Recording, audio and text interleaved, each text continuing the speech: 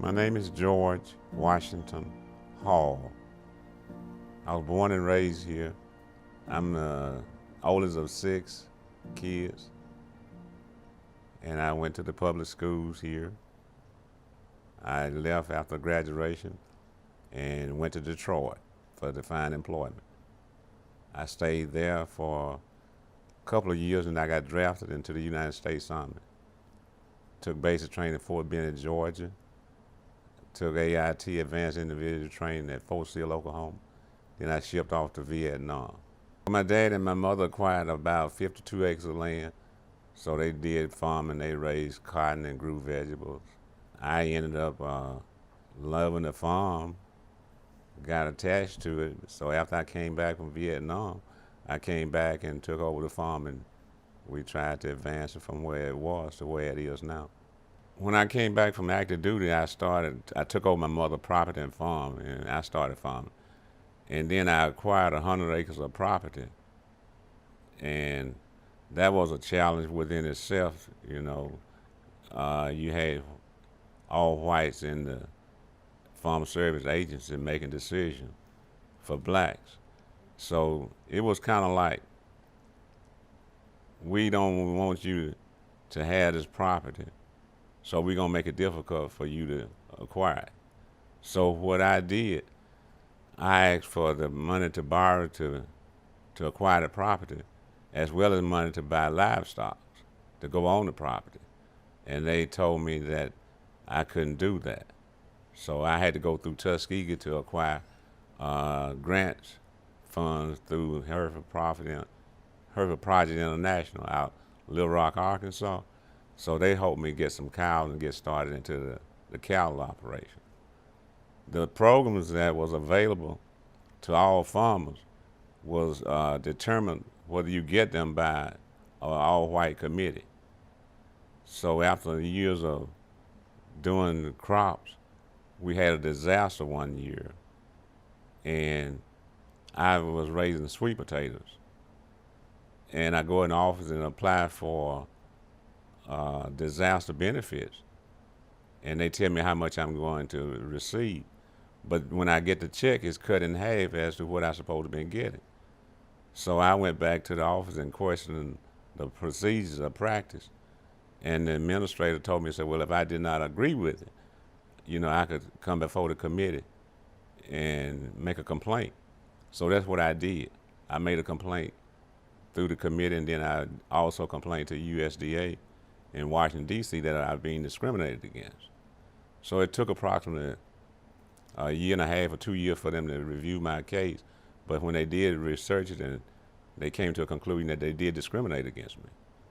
So then they asked me what would it take to resolve the issue or solve my problem. So I told them I thought those people that were serving on that committee did not need to serve any further in the community because they was all white and they being biased towards blacks. So they came off the committee, and from that point, things went crazy for me, as they say. They blackballed me, and so I had to struggle with that. Eventually, there was other guys that was being treated the same way in different states. So we received a call from Earl Hilliard office out of Birmingham. He was the person representing this area at that time in Washington. So he asked us, did we want to join a lawsuit for discrimination against black farmers? So I agreed to do that. I became one of the lead plaintiffs in that case. It was called Tim Pickford versus United States Department of Agriculture. I kind of felt, you know, I could understand that position that they was taking, you know. If they were going to have to deal with a situation like that I was dealing with, being blackballed and not being able to get credit or be able to get what they need to farm, it is a problem. Yeah, it was a problem at that time. Well, most of them, they end up getting $50,000, and some of them got debt relief from the United States Department of Agriculture if they was, you know, in debt to the United States Department of Agriculture. Yes. So it helped a lot of farmers. Well, it went, you know, national, so other states received the same benefits that we received in Alabama. It was 3 guys that led the lawsuit. Tim Pickford out of Carolina, Lloyd Schaefer out of Mississippi, and myself from Alabama. We had 3 or 4 churches burned in one night. All kinds of things was happening because of the situation with the black farmers lawsuit. I thought somebody had to step up and take the punch and do what need to be done.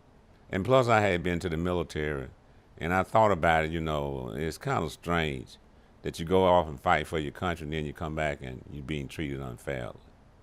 That's not a good thing. But that's the way it was, and it may be still some of that prejudice going on, but it's not as bad as it used to be. I thought somebody need to step up to the plate because there was a lot of injustice going with it. You got to try to advance the cause, and if you don't, you just stay stagnated in one place.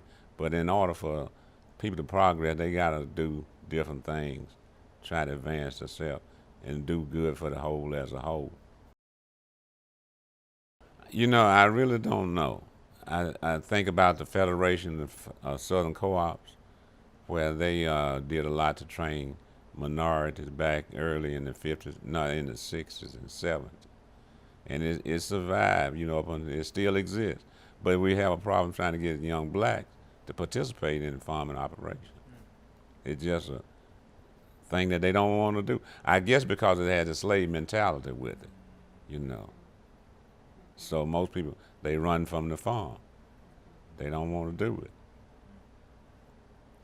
So I don't know how we encourage blacks to participate or to continue farming. But the majority of blacks, I think, the four-pound struggle to acquire the land. But most blacks, they leave and go to the city. They don't even take the value of the land in consideration anymore, I don't think. And that's a bad thing.